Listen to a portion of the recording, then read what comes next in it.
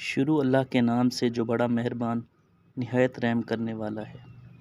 نہج البلاغہ خطبہ نمبر 12۔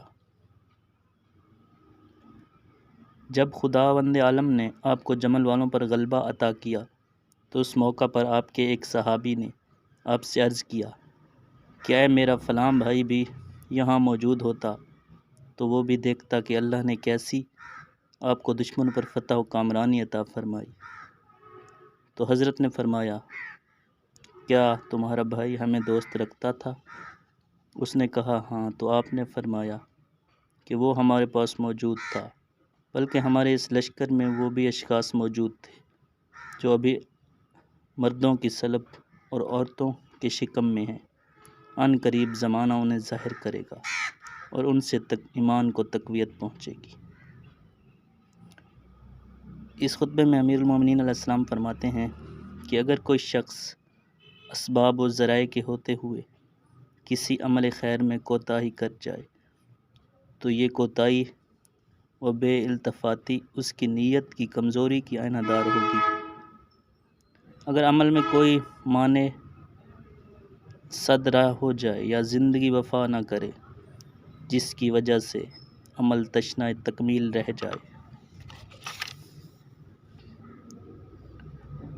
تو اس صورت میں انما الاعمال بالنیات کی بنا پر اللہ اسے اجر و ثواب سے محروم نہ کرے گا، کیونکہ اس کی نیت تو بہرحال عمل کے بجا لانے کی تھی، لہذا کسی حد تک وہ ثواب کا مستحق ہوگا۔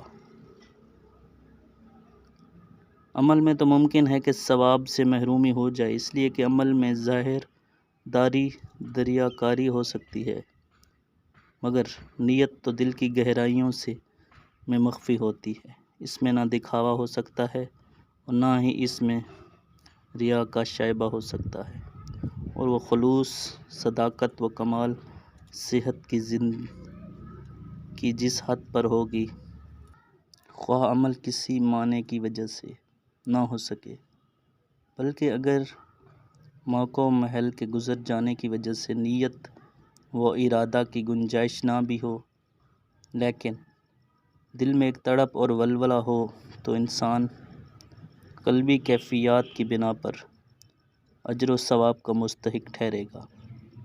اور اسی چیز کی طرف امیر المومنین علیہ السلام نے اس خطبہ میں اشارہ فرمایا ہے۔